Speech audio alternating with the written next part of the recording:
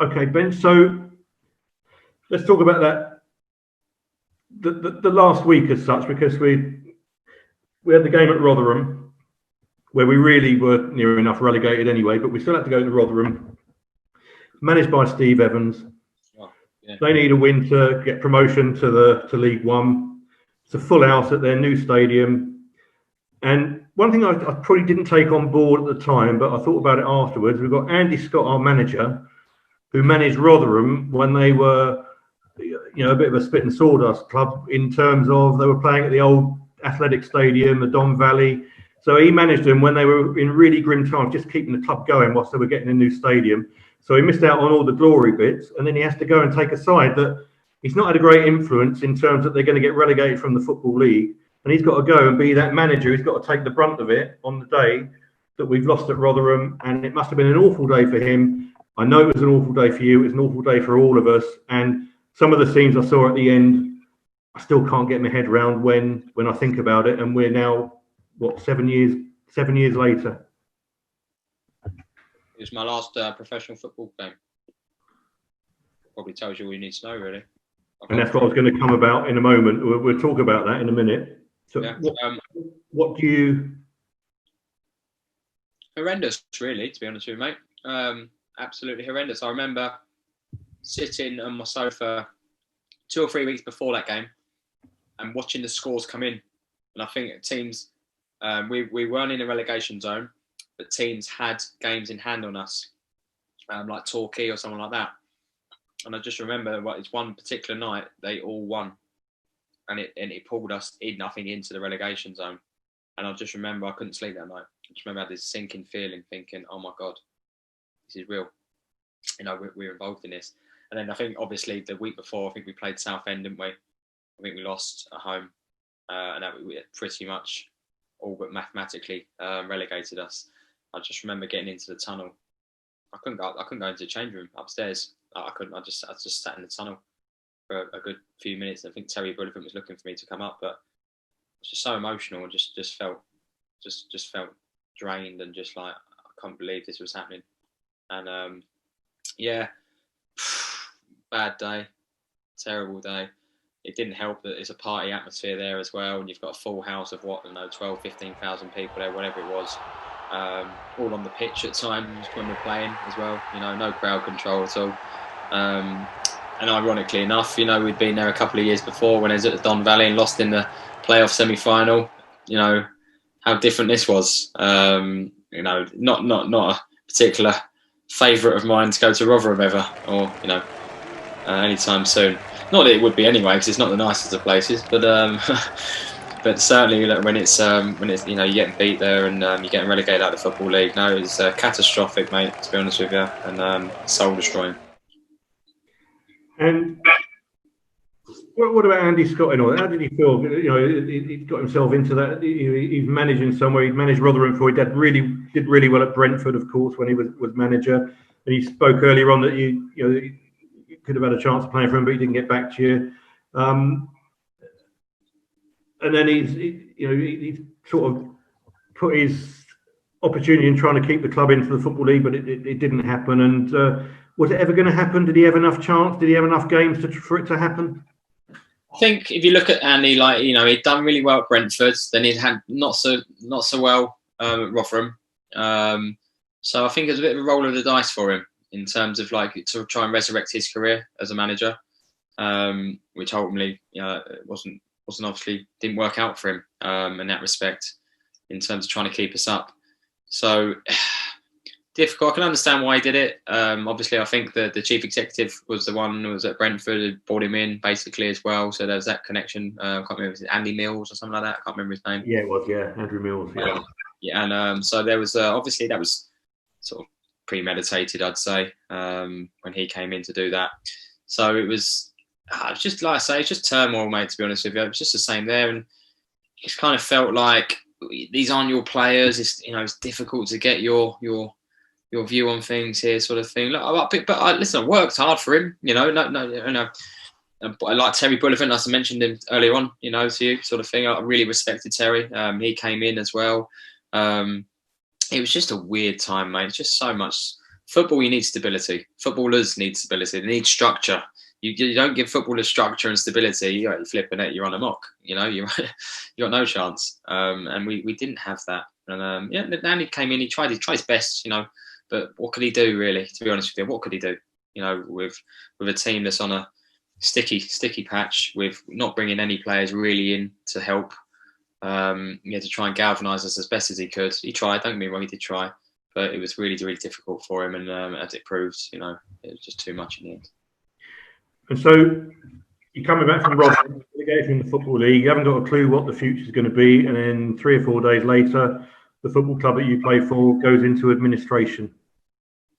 And I just want to try and get an emphasis from you as a footballer.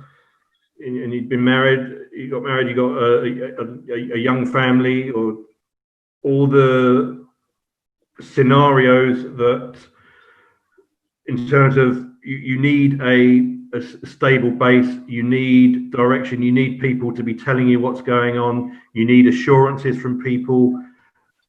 And I know you didn't really get any of that kind of stuff, but from a footballer's point of view, what might be pound, shilling and pence for some people is a goldmine for others, because that wage that you would get as a footballer, if you're not getting that affects everything in your lifestyle as a League Two footballer. It doesn't affect at the top level, doesn't affect at the Championship level, and for some clubs in League One these days, it probably wouldn't have the same effect. But for a player playing for Aldershot Town in 2013, not getting your wage, it's causing you an enormous amount of distress and pressures, and I don't think people quite understand that or understood it at the time. No, you're right. And I've got to be said, relatively, I'm talking relatively here, I was quite well paid at Aldershot. I was captain there, obviously quite well established. And I'll take your first point of your sort of question first, is that, I think you know me well enough, Graham, that I think I'm a fairly honest person. I am an honest person. And I'll tell you straight how it is. Whenever you've asked me a question, I've never tried to put a spin on it or anything like that. Probably throughout this whole interview, probably talk too much, but I've tried to be honest and speak with integrity and from the heart, basically. And I expected the same from people at the club. And we'll talk about leadership and direction. Who was the chairman at the time? I have no idea. Was it him, or was it him, or was it him, or was it him? Who owed us the money? Was it him? Was it him? Was it him? We were on a merry goose chase. No one knew what was going on. However, I do remember that we got relegated on the Saturday, and then on the Monday, I think it might have been bank holiday on a Monday. I remember going to see Paul Marcus at Eagle Radio. And I remember the current chairman of Aldershot now was at the station, and it was all smiles and handshakes, which I found odd at the time, thinking that we'd just been relegated.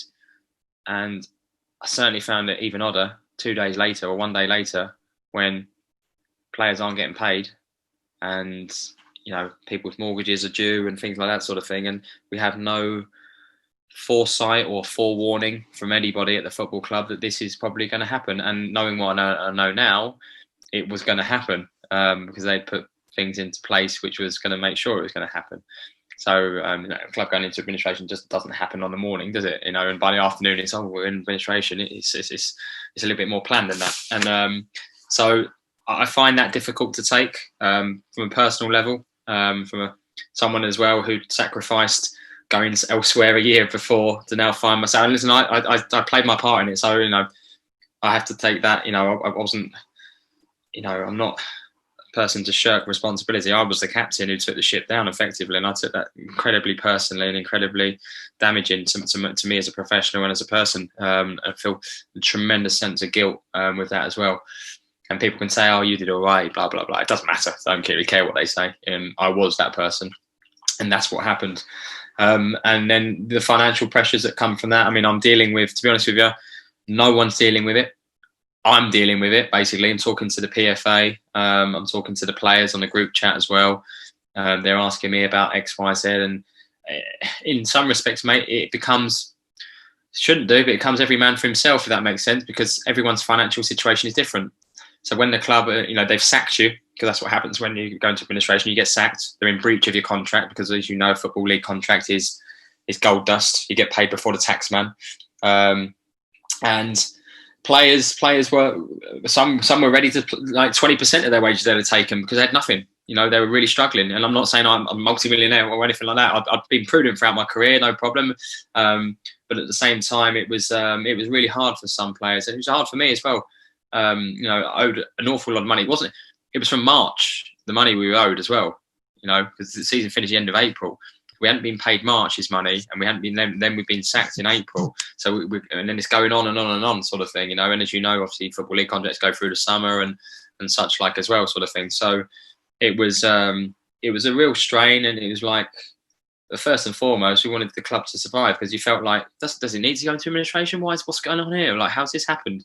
And okay, we've been relegated, but it's almost like a double whammy, and a real sucker punch as well. That it's not bad enough that you've been relegated. Can we rebuild? Can we go again? It's like, well, no, the football club might die, basically.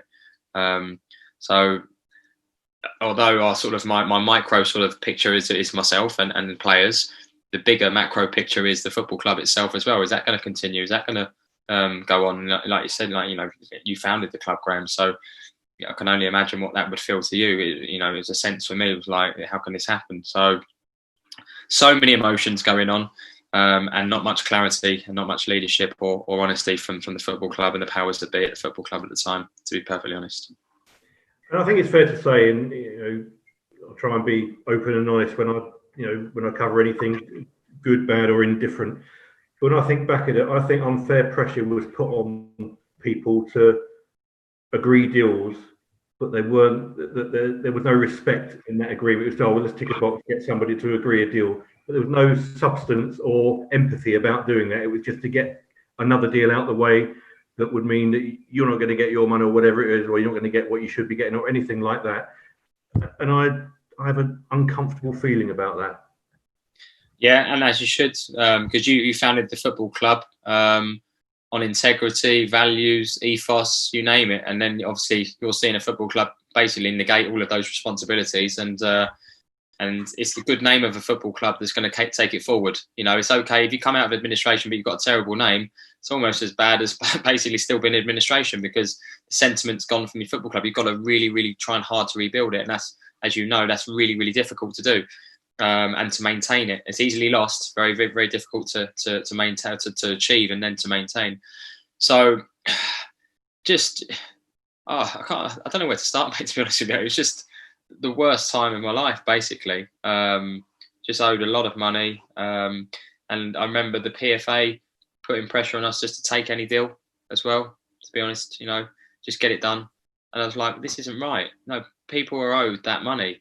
I mean, it got to a stage where I think we deferred our win. I know it's going to sound silly, but we had win bonuses throughout the season. You have to, obviously, you have that lodged with the FA before the season starts. And I remember we deferred our payments to the end of the season to help the club out cash flow wise. And I just remember, I can't remember it was, well, you're not going to get them. You're not going to get your win bonuses anymore. And it's like, all right, well, I can't account on that. I needed that. I've got to pay for things. I'm not living an extravagant life here, sort of thing. I'm quite well paid, with the common man sort of thing. But at the same time, this is my career. It's very short and everything like that. And I've got liabilities here. I've got a young family. This needs paying. And it's like, I just think it's so flippant from some of them to just get the deal done. But who's it benefited in the end is what I would say. And so, getting back to your career now, because I talked about some of those players who've gone on to have good careers in the Football League, and they have. Some of them have done extremely well for themselves. And there's no doubt you could have carried on as a Football League player, and we've talked over the years, obviously, you became disillusioned as a professional footballer, and I'm sure the experience that you had at Aldershot was what cemented that disillusionment. Yes, it was. I love football, Graham. As you know, I'm a football person. I've done it all my life. Love football.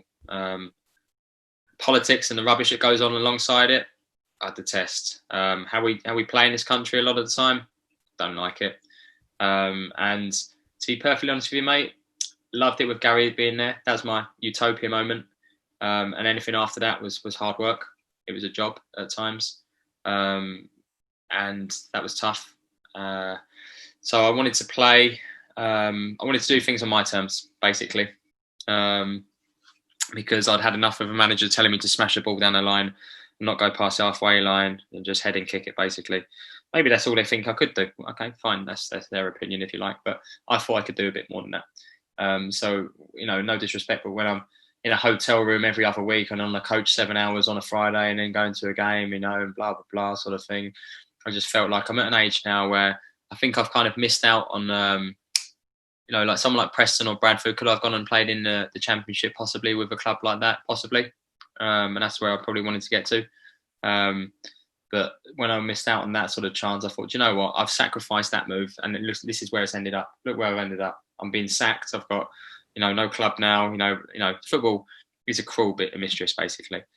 So I thought, you know what? I'm going to do something on my terms now. So I wanted to go abroad. I wanted to go and not reinvent myself or anything like that. Culturally, I wanted to go and experience something different as a person, football-wise as well. I wanted to go and experience something different. So I was really interested in going abroad.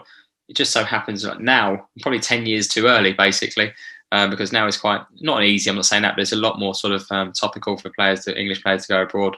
So I rejected quite a lot of Football League teams. I was quite rude to some of them, to be honest with you. I don't mean to be, but when I look back, I think I should have been a bit more respectful there, Ben. But I just solely thought, you know what? No, I'm going to do what I want to do.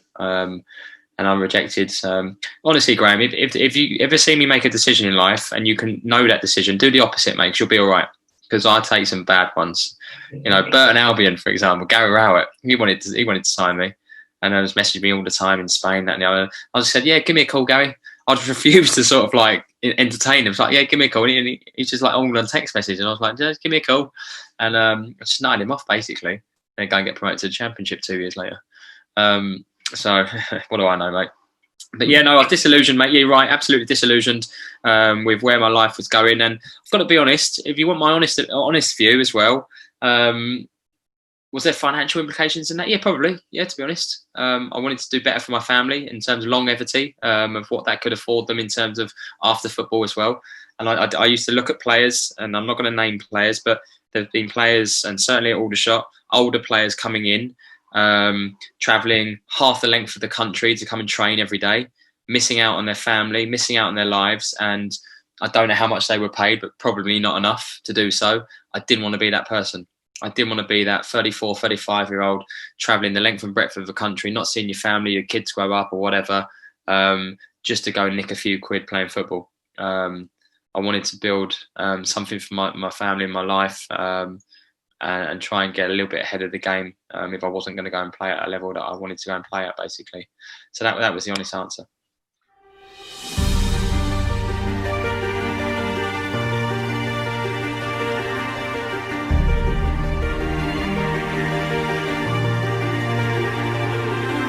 And that really had to realign my sort of what I wanted to do and what I needed to do were two different things now.